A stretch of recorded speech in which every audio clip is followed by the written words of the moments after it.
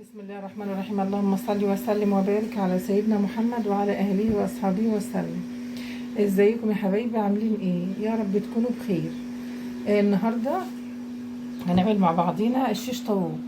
الشيش طاووق دوت اهي وراك اهيت مخليه، وراك فراخ بيضه مخليه زي ما انتم شايفين كده اهي. وممكن تعمليه بصدر الفراخ برضو، تخلي بتاع الفراخ مثلا يخليلك الصدور برضو بتتعمل شيش طاووق، بس الوراك بتبقى احسن للزور، يعني بتبقى تنشف، لكن الوراك بتبقى احسن يعني. فدلوقتي احنا هنقطعها مع بعضينا حبايبي. احنا دلوقتي هنقطعها بقى احنا على قد ما احنا عايزين. بسم الله الرحمن الرحيم.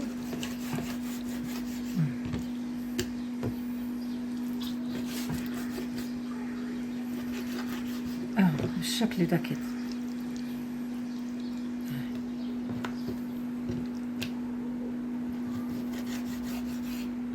اهي مكعبات كده.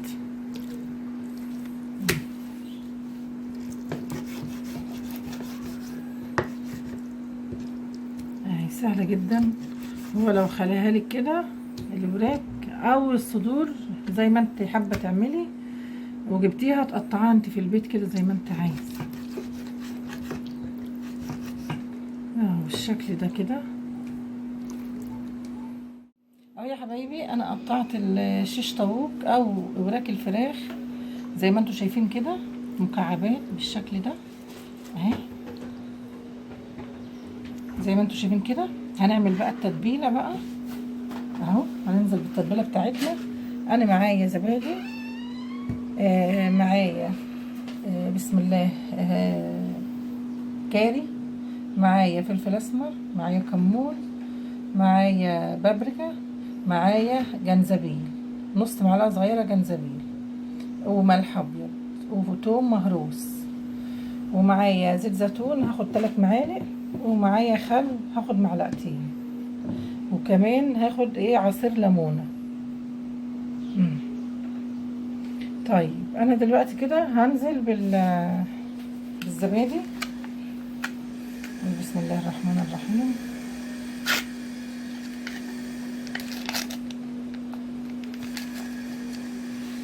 هنزل بالزبادي كده، هاخد معلقتين حلوين كده، هما دول يعني 4 وراك.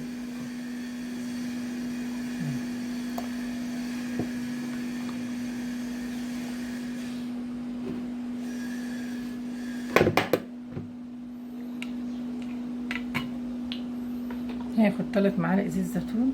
بسم الله الرحمن الرحيم. 1 2 3.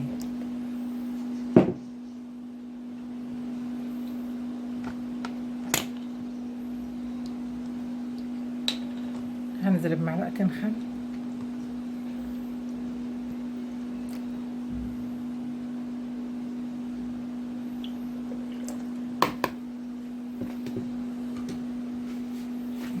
هاخد عصير نص ليمونه كده. بسم الله الرحمن الرحيم.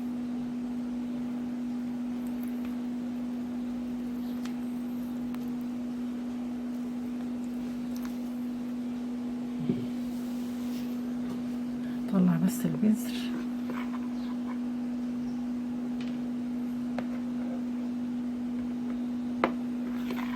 بذر الليمون. طيب هنزل بقى بالتوابل بتاعتي اللي هي البابريكا، كمون، فلفل اسمر، كاري، جنزبيل، ملح، توم مهروس. هنزل بكل ده.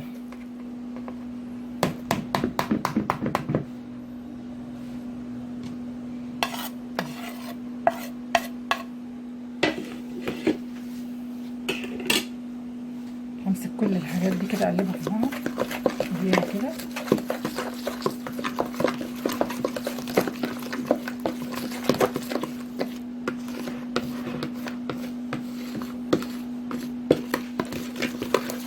يا ريت تجربوها يا جماعه بالطريقه بتاعتي دي، والله هتعجبكم جدا جدا، لاني بعملها كده على طول. بصراحه يعني حاجه تحفه، مش قادره اقول لكم.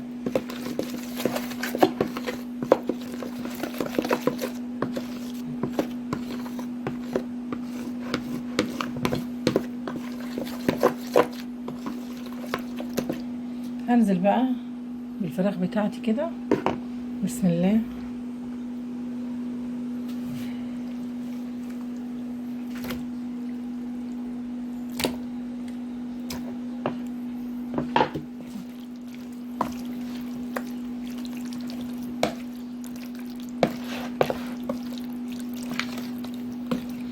يا ريت بقى ايه تعمليها يعني قبلها بيوم كده وتسيبيها في التتبيله دي، بتبقى حاجه بتبقى جميله يعني،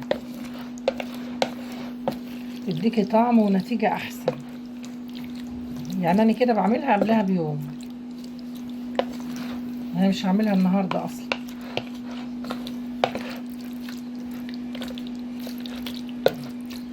نشيلها بقى في التلاجة. اهو يا حبايبي شيش طاووق اهوت. طبعا انا سايباه من قبلها بيوم في التلاجة، يعني من امبارح متبلاه بالتتبيله دي قدامكم، وانا هبتدي دلوقتي اهوت اعمله. اهو كل ما تسيبيه في التتبيله كده في التلاجة يبقى احسن معاكي. لو معانا فلفل احمر اهو متقطع، وفلفل اخضر وطماطم وبصل اهو، والخله بتاعت الشيش طاووق اهي.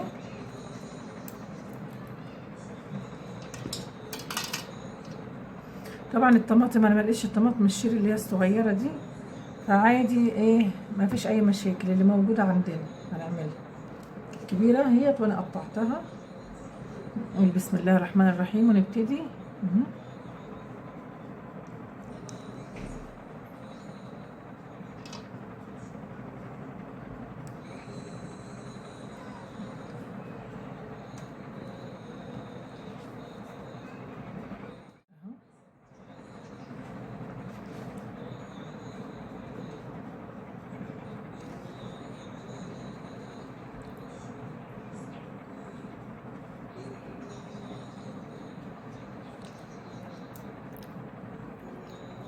طبعا لو عندك فلفل برضو الوان اصفر بتحطي، اللي متاح عندنا بنحطه، واللي مش متاح عادي ما فيش حاجه بتقف، اللي موجود شغال بالشكل ده كده.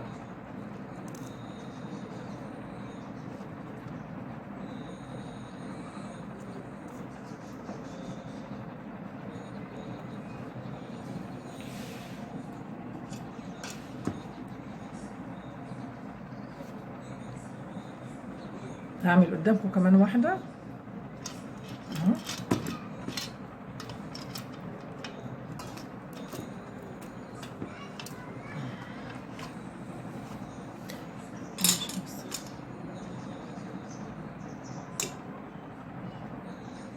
فلفلايه خضرا اهي، وكمان فلفلايه حمراء وبصله،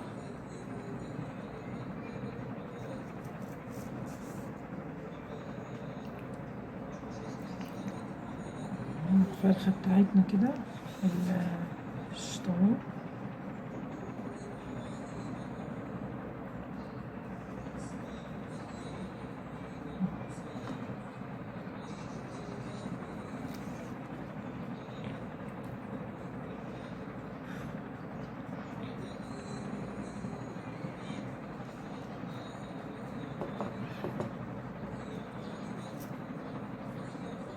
مش مشكله.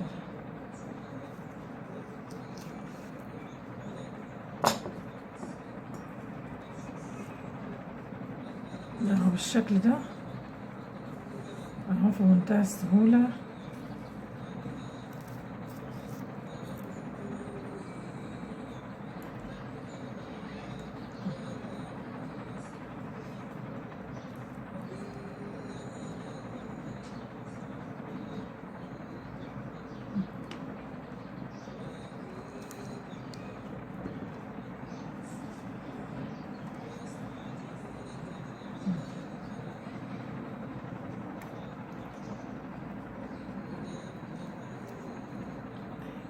بالشكل ده كده زي ما انتم شايفين كده اهو. هكمل بقى الكمية بتاعته كلها.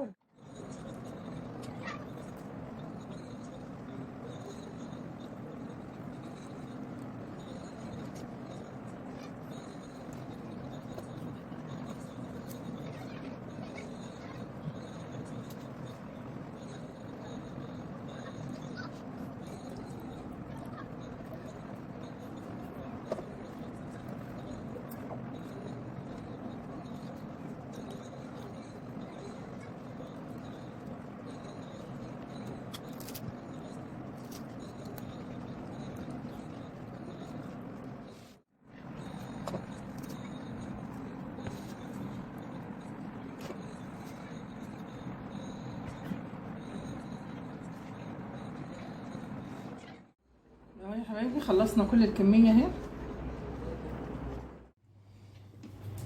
يا حبايبي طبعا هنعمل الشيش طاووق اهو. طبعا لازم يكون جريل عشان ما يلزقش منك، او حاجه تيفال يعني. ننزل كده بشويه زيت كده صغيرين مش كتير يعني.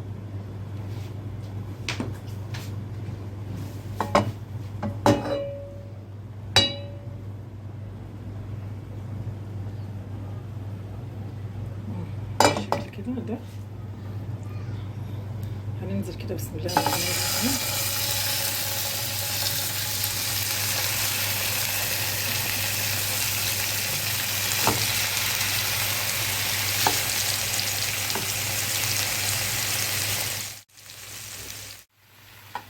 زي ما انتم شايفين كده.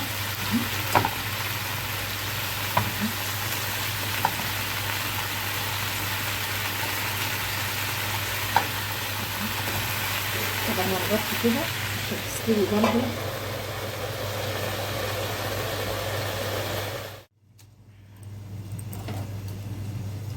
اهو نحط حته فحم كده. وادي يا حبايبي الشيش طاووق اهو. يا ريت تجربوا بنفس الوصفه ان شاء الله يعجبكم. ولو عجبتكم الوصفه يا حبايبي ما تنسوناش بقى في اللايك والشير وتفعيل الجرس عشان يوصلكم